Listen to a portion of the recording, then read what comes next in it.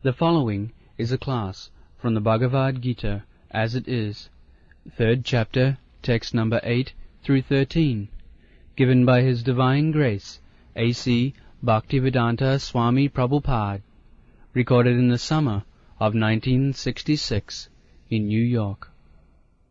So, we are discussing that everybody should work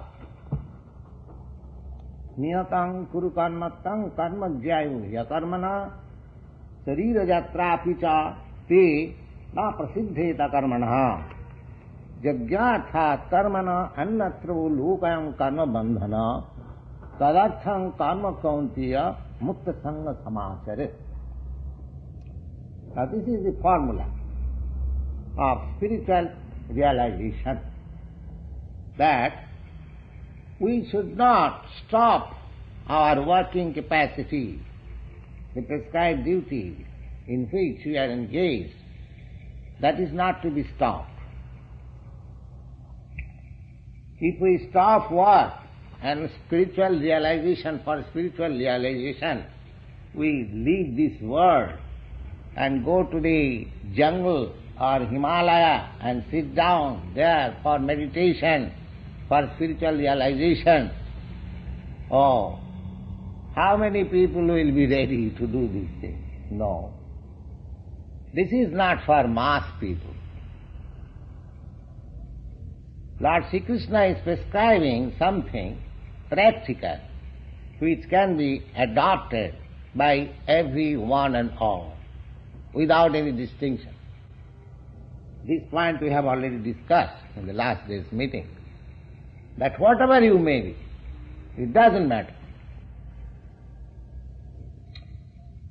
You can realize the highest perfection of life, provided you work under the regulation of Yajna, Yajnatha karma. There is no harm working, but the work should be done for the Supreme Lord. Yajna. Yajna means Vishnu. Because according to laws of nature, any work you do, it has got some reaction, and we are bound up by those reactions. The Vedas also says, karmana baddhate jantu, karmana baddhate jantu. The all living entities, they are bound up in this material encasement on account of their different kinds of karma or work. But here is the point, that you shall not be bound up by the reaction of your karma if you act it on behalf of Yajna or Vishnu or the Supreme Lord. That is the secret. Yajnatha karmana annatra, annatra. If you do not work for that supreme purpose, then you will be bound up, and this engagement of body will continue. This engagement of body will continue if you work on your own responsibility and not for the supreme purpose or the Supreme Lord, Yajna or Vishnu. That is the secret.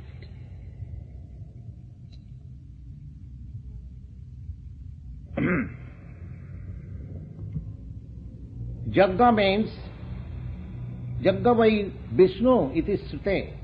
Sute means the Vedic literature. The Vedic hymns, they prove it. Yajna means Vishnu.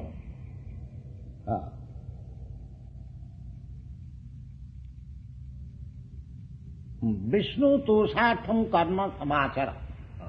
Therefore, we have to work for the satisfaction of Vishnu. That is called Yajna. Sahojagga praja sista purovacha prajapati anera prasaviddhasya anena prasavishadhya mesha bo asti ishta kamabhuk. The proof of the sacrifice, yajna, is mentioned in the Vedic scripture. After the creation, it was so announced that if you want to be happy, you must perform sacrifice. Sacrifice. The Vedic literature is created for guidance of the conditioned souls. Every living being who is in this material world is conditioned by the laws of material nature. And it is a chance that this creation, and especially this human body, is a chance to get rid of this material entanglement. And the chance is open by acting for the satisfaction of Vishnu. Saho jagga praja sishta. Praja means the living entities, after being created, they were advised that you perform jagga or sacrifice for the satisfaction of Vishnu. That will,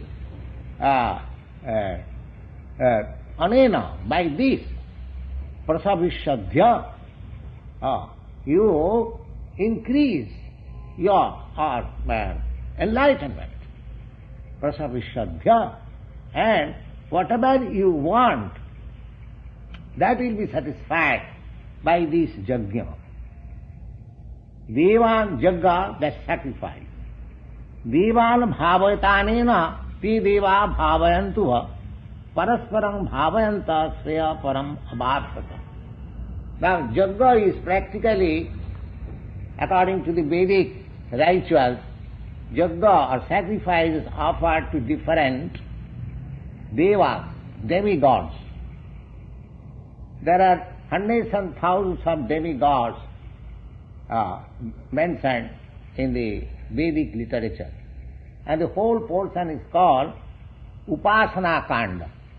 Upasana Kanda means worshipping different demigods. But what are these demigods? The demigods are just like different parts of the whole body of the Supreme Lord. They are, so to say, just like the government of the king. There is one king, but there are many state officers. Just you can imagine that if for management of a city like New York, you have got so many departments. As soon as we go to these chambers, we get so many departments, criminal departments, civil departments, and so many departments. So, for management of this universal affairs, there are different departments also. So far you can get information from the Vedic literature. And each department, there is a particular director. And Brahma is considered to be supreme director of this universe. So, this yajna, sacrifice, Vedic rituals, they are indicated to pay different taxes to different demigods. But the Supreme Lord is above all. Therefore, if one performs sacrifice for the Supreme Lord, he is immune for other obligations. That is also mentioned. Devarsi bhutatmaninam pitrinam nayam kinkara rinita rajan sarvatmanada saranam sarannam gatu mukundam parihuttakattum. Now, as soon as a living being is born in this material world, he has got many obligations. he has got obligation to the different demigods. Why obligation? Now because just like the sun is also one of the demigods, he is supplying you light, so you have got some obligation. Don't you have any obligation? If you have got obligation to the electric powerhouse for supplying this light which you are enjoying now, have you got no obligation to the sun who is supplying so much profusely light? Yes, you have got. The Vedic literature confirms it, that you are indebted to the sun. Similarly, you are indebted to the moon. Similarly, you are indebted to air, and so many things we are taking advantage of the supernatural power. So, we are actually indebted. Similarly, we are indebted to the rishis, great sages, because they have left behind them all this Vedic knowledge. You are taking advantage. Just like this Bhagavad Gita or any scripture, any book of knowledge. So, we are indebted. Deva, Rishi, and Bhuta. Bhuta means ordinary general living beings in our dealings. Suppose if I go to consult some lawyer, I have to pay. If I want to consult some medical practitioner, I have to pay. So this is obligation. This is no mercy, this is obligation. Similarly, we are obliged in so many respects to the supernatural power, to the sages, to the ordinary living beings, and to the animals also, because we are drinking milk from the cows. So we are indebted. But instead of paying our indebtedness, we are killing. You see? These are all reactions. We are creating reactions. If you don't pay bill for electricity for many long time, your electricity will be cut off. Your telephone will be cut off. But we must be conscious of our indebtedness to so many things. Devarsi bhutaatmaninang pitrinang. Pitrinang means the family in which you have taken your birth. You are indebted to the forefathers. Therefore, according to Vedic rites, in certain time, you have to offer respect to your forefathers. Sraddha ceremony. During the month of October, there is a general Sraddha ceremony in India. So we are indebted to the forefathers. Devasi bhutaatmaninang pitrinang. So we are in so many ways indebted. Our obligations are there. But sarvatmanada saranang saranang gatu mukundam na sarini na kinkara.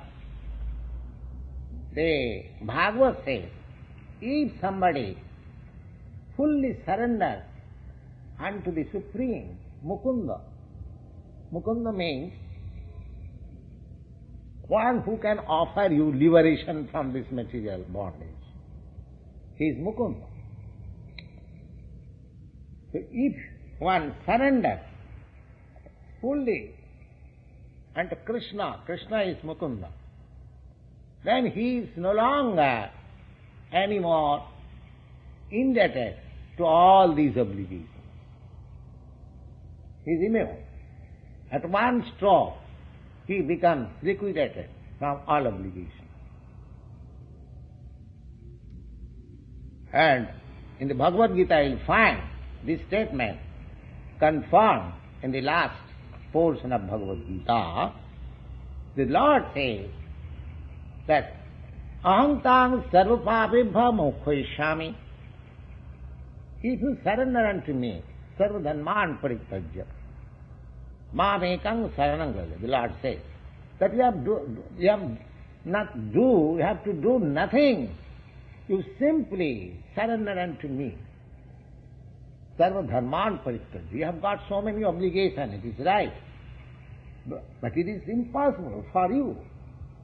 Of course, there are systems how to liquidate your obligation. But especially in this age, who is going to satisfy the demigods, who is going to satisfy the forefathers, who is going to satisfy the so many obligations as ordinary living beings? Nobody is going. But if you don't satisfy your indebtedness, then there will be reaction. But if you surrender unto the Supreme Lord, you will be protected from all reaction. Therefore, it is very easy. By one installment, we become free from all obligation. Sarvadharman parityajya, mamekang saranam vraja, aham tang sarva papebhya. Papebhya means the reaction of sins. Now, if I don't repay my indebtedness to the persons to whom I am obliged, then I have become sinner. I am sinner. Just like I owe to you $100 or $1,000, I don't pay you. So, then I become a culprit in the consideration of the state law. I have to pay you. Similarly, all indebtedness has to be liquidated. If you are unable to liquidate, then you will be a sinner. But you can save yourself from the reaction of all sins if you surrender unto the Supreme Lord. Sarvatmanaja saranam saranyam gato mukundam parihittu kartum.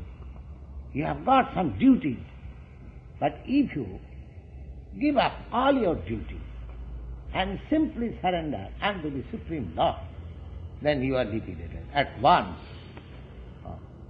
This is the version of Bhagavad, and this is confirmed in Bhagavad Gita by the Supreme Personality of Godhead, Sri Krishna, that if you surrender unto me, giving up all your other obligations, then I shall give you all protection.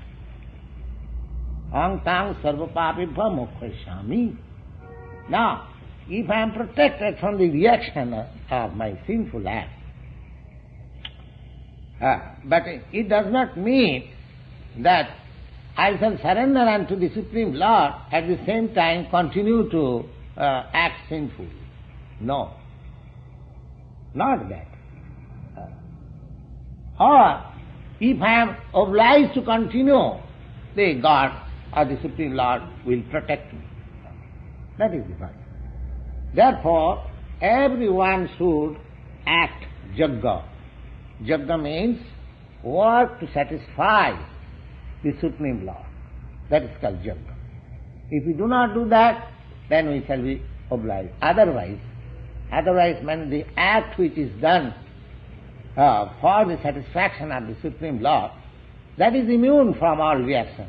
But anything which is not done for the satisfaction of the Supreme Lord, that will oblige me in so many bondage of obligation, and I will have to repay that after many continuation of this repetition of birth and death.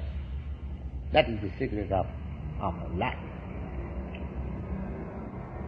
So, devan bhavatanena, ti deva bhavayantava, parasparam bhavayanta swayam param avasasi. And if you live your life for sacrifice of jagga, then you will never be unhappy. You will never be in want. We become unhappy for want of things which is required. This is practical. This is practical. Anyone, you'll be surprised. I have taken practical information. In 1942,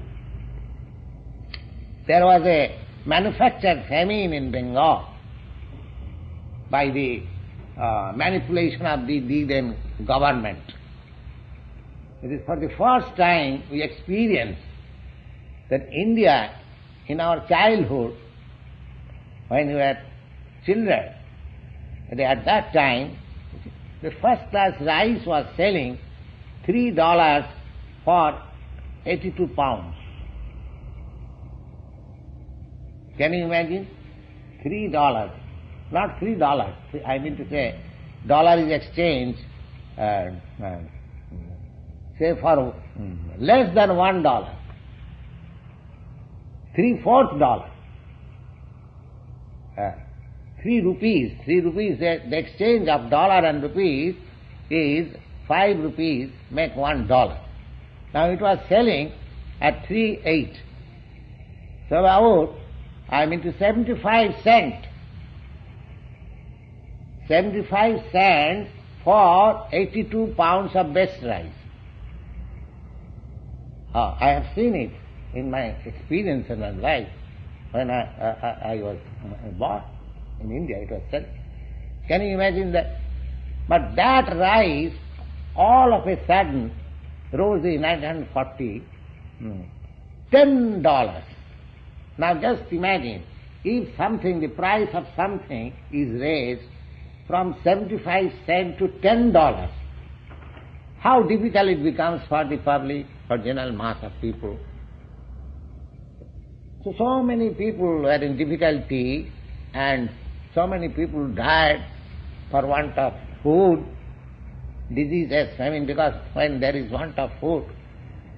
But you'll be surprised, I inquired in 1942, persons who were in our line, engaged in devotional service. I also purchased at the same time. I had, in my family life at that time, I had some responsibility. Myself, my wife, my 5 children, servant, and so many, about 10 people. And I was purchasing rice. So anyway, management was going on. But so many people died. But you'll be surprised. Those were in some way or other in touch with the devotional service. I inquired from them individually, and I was satisfied that they were not in difficulty, even in that famine circumstances. Even from the villages I inquired that were you in difficulty? They replied, no, we have no difficulty, some way or other we are managing. So this is practical. Anyone who is engaged in the devotional service, whose life is dedicated for service of the Supreme, you will see practically that there will be no want, there will be no unhappiness. This is a fact. This is a fact. Devan bhavatanena ti deva bhavantava parasparam bhavasyam param avasata. This is Vedic injunction. The injunction is also like that, that you do sacrifice for the Supreme, then you will never be unhappy, you will never be in want. Now mind that the work is not stopped. The work in which you are engaged, that is not stopped. We have discussed in the previous verse that niyata kurukarnastam, the work which is entrusted to you, or the work in which you are now engaged, that is not to be abandoned. You work as you are doing, but you engage the result of your work or life for the matter of sacrificing for the Supreme Lord. There is a very good example in the life of the Goswamis whom we daily pray, Bande Rupa Sanatano Raghujagau Sri Jiva Gopalako. These 6 Goswamis, they are very important men of their age, in 500 years before. These Rupa and Sanatana, they are great politicians, ministers of the then Mohammedan government in Bengal. In Bengal, at that time, the Pathans were ruling. Before the Mughals came, there were Pathan ruling. For 1000 years, the Mohammedans invaded India from 1000 AD up to 1947, till the end of the British period. India was under subjugation by so many foreigners, Mohammedans, Greeks, and so many others. Lastly, the Mohammedans ruled for 800 years, and the Britishers ruled for 200 years. So now they have got independence, India. So, at that time, the Bengal was being ruled by the Mohammedan Pathans, and their interested ministers were these Rupa and Sanatana. They were converted into practically Mohammedan. Hindu society was very strict at that time. Still they are very strict. Anyone serving a foreigner, he becomes at once ostracized. He is at once, rejected from the social intercourse. So these brothers, Rupa and Sanatana, because they accepted Mohammedan ruler's service as minister, they are outcast from the they were actually Brahmins by caste. Somewhere or other, these Rupa and Sanatana contacted Lord Sri Chaitanya Mahaprabhu, and they retired from their service and joined. And after all, they became the most important leaders of this movement, Rupa and Sanatana. So now, this Rupa and Sanatana, when they retired from their service, they brought home gold coins. At that time there was no currency notes. Actual value, gold coins were in. Now that gold coins was about 2.5 ounce weight. Just like imagine what is the value now, whatever it may be. That means the estimation is some millions of rupees they brought home after their retirement. And they divided the money in this way. 50% for God. Whatever they accumulated, they set aside 50% for God or God service. God means God service. God is not want of your money. He is quite competent to earn money. He doesn't require anything. But if we give, it is our interest. It is our interest. So he set aside 50% of his accumulated money for God, 25% for the relatives, family members, and 25% he kept in some village banker or the original bankers for emergency. So that was the system we can see from great sages and acharyas. That whatever we earn, according to Bhagavad Gita, it is said, Jagnartha karmanata. Whatever you earn, jat karosi jat jyosi. The result of your work should be offered to the Supreme. Now, if it is not possible to offer the whole thing to the Supreme, so at least one should offer 50% of his income for God's purpose. That is the example we get from this acharya. So, 50% for God 25%, of course, the relatives, they expect something from the father or the chief of the family, some, I mean to say, gift. They expect something. But according to this Acharya ruling, the gift was only 25%. Not that whatever money I have got, I leave to my family and go single-handed to God.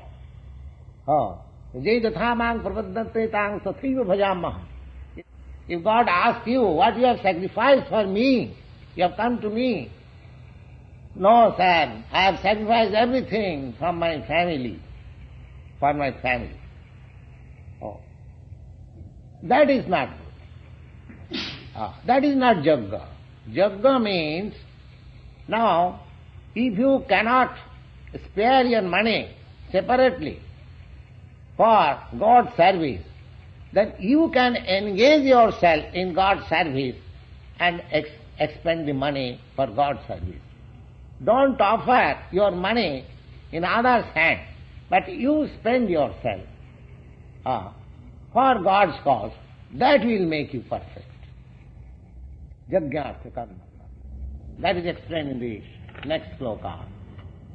Ishtan bhogan hi bodeva dasante jaggabhavita tai dattan pradayebhya jo bhungte stena eva sa. Now, Ishtan bhogan, whatever you have got for your subsistence, you should know it is given by God. Now, say for example, these grains, the grains, they are given to you by God for eating.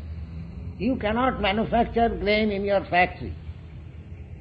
You have manufactured or set up so many factories for manufacturing tools, machinery, motor cars, and so many other things for your comfort. But there is not a single factory in the whole world which can manufacture wheat, rice, grains, or vegetables or something like that. So we should consider it that these foodstuffs which we eat daily, they are produced by God's mercy, or they are given by God. Ishtan bhogani bodhiva. God or God's agent, whatever it may be. Tai dattan, and if you take from, even you produce from your land, that is also God's mercy. Because for agriculture, for example, if there is no rain, you cannot produce anything. Now, rain, you have no control over rain. We shall come to that point in the next sloka. But if you perform jaggas rightly, you will have sufficient rains to produce everything. Maharaj Yudhishthir's reign, his kingdom, his government was conducted in that way. Profusely, the nature was producing profusely. How profusely he was benefited by nature's gift, that is stated in the Bhagavad. I shall recite that, verse before you and explain to you next. So, Ishtan bhogani deva dasante jaggabhavita. If you perform the sacrifice, then your necessities will be supplied profusely by the agents of the Supreme Lord. Remind that always, that we are not going to be idle. We shall go on with our work as we are doing. But at the same time, we must perform jaggas or sacrifice for the Supreme. Then we will have sufficient for our necessities.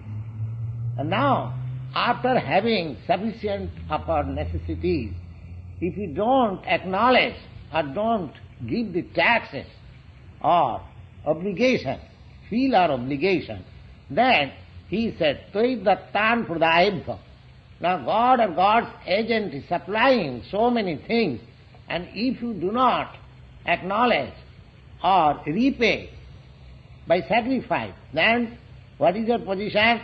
Jo bhungte, one who enjoys, tena eva sa, he is a thief. He is a thief, therefore punishable.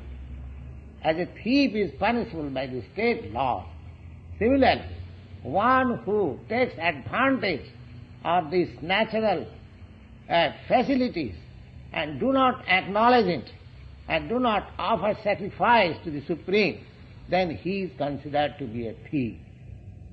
It is said in the Bhagavad Gita. Tena eva. The Jagyasishta sino santya muchyante sarvakilmasi. So, we are becoming debtors and debtors, life after life, in this way. And the only way to liquidate our so many debts is to perform Jagga. Now, there are different rituals of Jagga. If we want to perform such Jaggas for sacrificing clarified butter, grains, there are different, so many kinds of Jagga. It is not possible in this age. For this age, the particular type of sacrifice which is recommended, we had some sample of it yesterday in our this lot.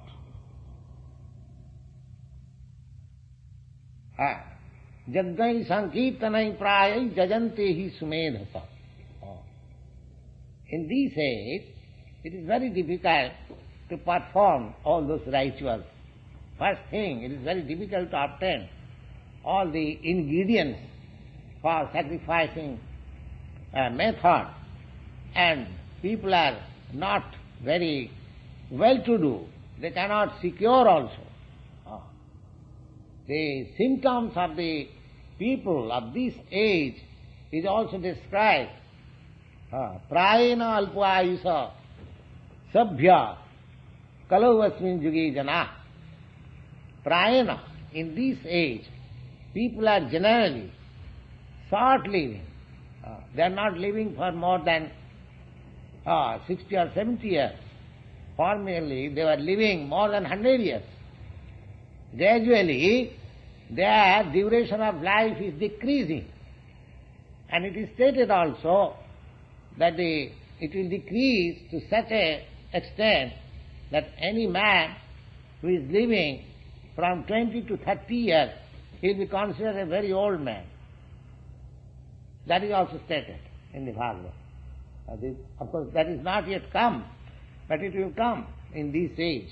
So, the symptoms of the people of this age are described that people are of very short life. Payena alpayusa sabhya kalau asmin juge jana manda, and they are very lazy and slow. Slow and lazy means that they do not know that this life is meant for spiritual realization. So they are very lazy. All right, spiritual realization we shall see later on. Let us enjoy life, that's all.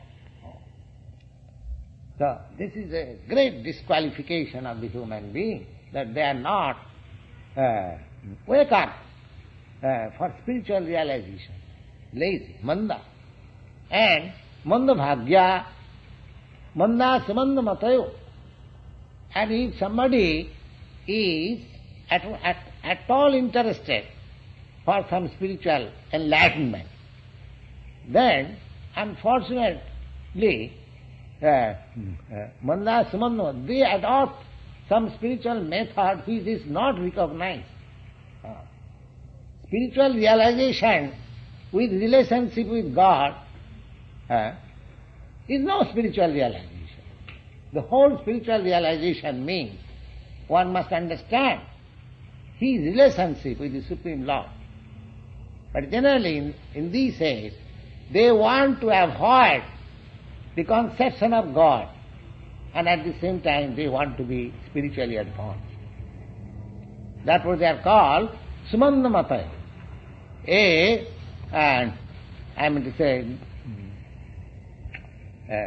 very degraded form of spiritual realization, without concession of God.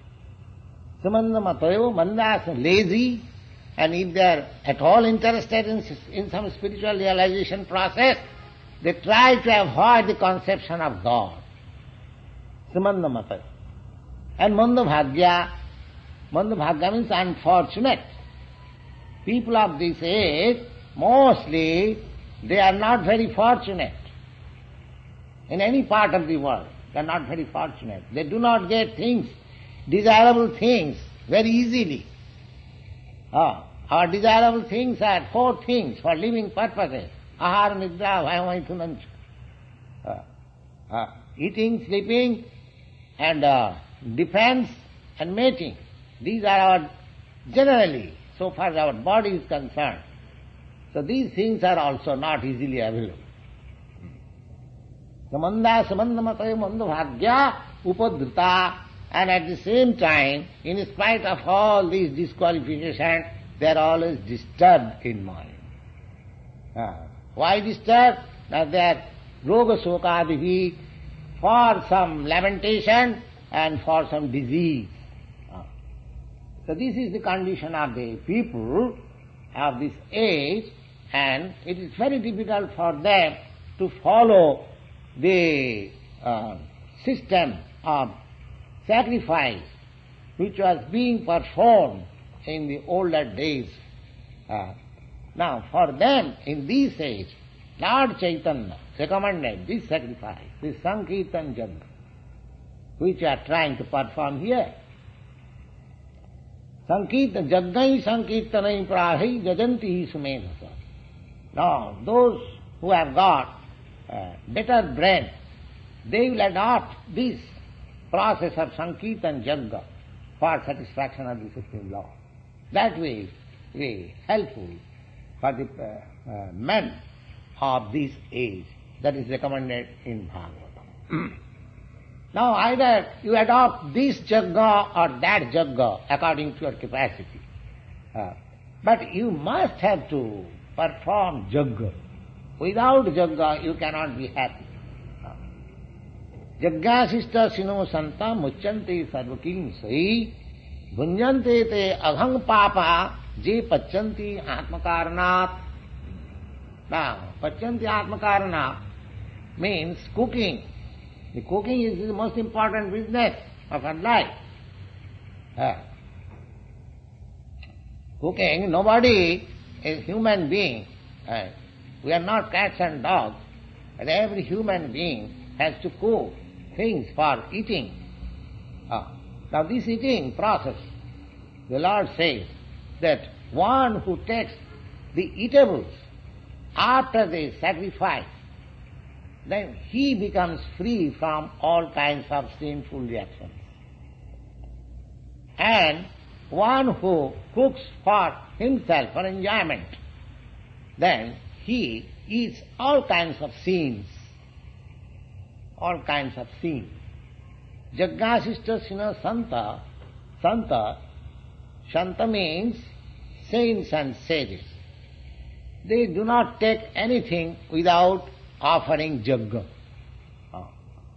At least whenever you take something, if you offer the same thing to the Lord, my Lord, it is by your grace I have got this eatable. You kindly accept it and I shall take the remnants. This is Jagga. This is also Jagga. So just yesterday we prepared some food cooperatively and offered to Lord and performed Sankirtan, and we took it. This is the simplest process of performing Jagga. Because we require food. So this was done here in this loft as a matter of example. But you can do it in your home also. Because you are cooking for your children, for yourself, for your wife, for family members. Now if you cook nicely things which are to be offered to the Lord, of course we must be careful to prepare food stuff, because we are going to offer to the Lord, and we must offer things which is acceptable by the Lord. At least. Of course, Lord can accept anything and everything. He is quite competent. He is all powerful, almighty. But still, in the Bhagavad Gita, it is said, the Lord says, Patram puspam phalam toyam jyomi bhakta pradichyati. Anyone who gives me these four things, Patram puspam phalam toyam. That means grains, vegetables, and flowers, fruits, all these things, anyone who offers me, I take them. Offers with taya bhakta uparitam, with devotion. Not that God is hungry and therefore He is hankering after your offering of food stuff. No, that. He is quite competent. He has got many things to eat. It is practically His things we are eating. But still, if we prepare food stuff in that way and offer to the Supreme Lord, then after offering if we take, then we become free from all sinful reactions. That is stated here. Jaggasista sino santa muchyante. Muchyante means he becomes liberated, freed from. What is that? Sarva kilmisai, all kinds of sinful reactions. That's all. But one who does not do so, bhunjante te agham papa, they must be eating only sins. Only sins. So we have to suffer the sinful reaction also. Jipachante atmakarma. Now the thing is, now it is very easy. What? You are going to the store, just like yesterday, a day before yesterday, Mr. Karl and Mr. Paul went to some store. Oh, tomorrow it will be Jagga. So, the bad things are purchased with the purpose of purpose. The same thing we are purchasing from the store, but we are thinking, I sell it. That if you transfer that epithet only, that this is, we are purchasing things for God's eating. So there is no loss on your part, but you perform Jagga. You perform Jagga. This practice has to be done. Jaggasista sino santa muchyante sarvakilmasi. If you practice these simple things, then you become free from all sinful reaction. And if you don't do this, then what happens? Na bhunjante te aghang papa. One who does not do this, he eats only sinful reaction and he has to pay for that. He has to suffer for that. Pachanti atmaka. He has no relation with the Jagga or Vishnu. But he thinks that I shall eat. So the beginning of the process of Jagga in this age can be very easily done by everyone. Either he is family man or single man or anything. Everyone has to cook for himself. Now that cooking may be done for the Supreme Lord, and after cooking the food stuff, offer it to the Supreme Lord and perform this Jagga, Sankirtan, Hare Krishna, Krishna Krishna, Hare Hare, Hare Ram, Ram Ram, Hare Hare. Then you become free from all sinful. After all, whatever we are doing, we are committing some sort of, even unknowingly. There are recommendations in these Vedis, Panchajagga. Panchajagga means that unknowingly we are killing many living entities. Suppose when you are walking on the street, there are many ants who are being killed on the pressure of our shoes. So that is also counted as sin. In God's kingdom, in God's I mean to say state. Just like here, you have to pay by your life if you kill one man. If you commit a murder, you have to repay this murdering sin by your own life. That is, of course, imperfect law, man-made law.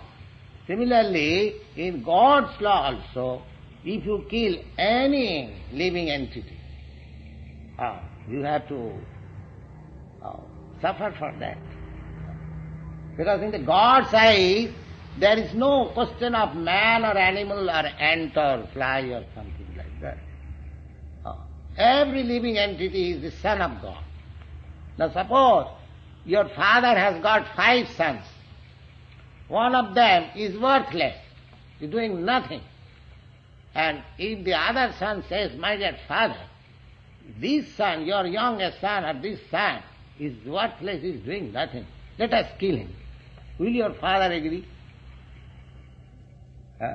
Because he is worthless, will your father agree? No. He will say, no. You have nothing to do.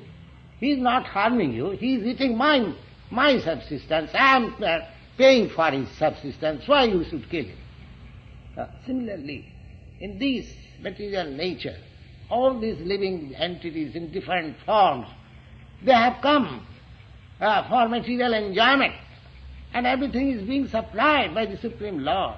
We have no right to kill them. We have no right, according to God's law. If one is conscious of the same thing, just like the father will never agree to kill a worthless child by the competent boy. No. So, consciously or unconsciously, we are committing, suppose I am not willingly killing any animal, but unconsciously I am killing so many living entities by my walking, by my so many things. They are called panchajaggas in the Vedic. So, and even if we do not kill animals, simply by eating vegetables, they are also life. It does not mean that vegetarians are not killing. They are also killing. The law is that a living entity lives by killing other living entity. That is the law. Those who have got hands, they are killing those who have got legs. Just like man is killing animals. The animal is eating the grass, those who have no legs. So this is the law. But our thing is that we have to offer jagga. Killing of animals does not mean that if a man kills a cow or goat for eating, he is killing. And those who are vegetarian, they are not killing, they are also killing. But the vegetable has also got life. So it is not the question of killing. It is the question of offering jagga. It is a question of offering jagga. Even animal eaters and the flesh eaters, they have also some process for offering jagga. In the Vedic process, in the flesh eaters, they are also prescribed that you can perform jagga like this. The jagga must be there. Jagga must be there. But so far we are concerned who are going to have Krishna consciousness, we have to take the instruction of Krishna, as it says in the Bhagavad Gita. He says that patram puspam phalam tuyam. He is asking foodstuff prepared from vegetable kingdom. Therefore, we have to prepare things from vegetable kingdom nicely and very palatably and offer Krishna and then take it. This jagga will make us free from all kinds of sins and our life will be sublime. Thank you very much.